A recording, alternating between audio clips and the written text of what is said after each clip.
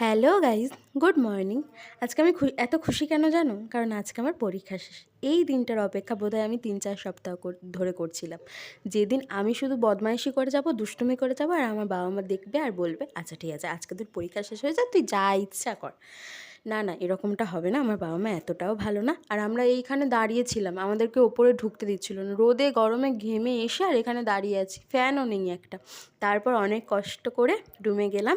আর সেখানে গিয়ে আবার বন্ধুরা মিলে ঝামেলা করছিলাম যে কে কার পিছনে বসবো, কে কার সামনে বসবো, কে কার সাথে কথা বলবো, এসব নিয়ে ঝামেলা করছিলাম। তারপর স্যার এসে আমাদের ঠিকঠাক করে বসিয়ে দিয়েছেন।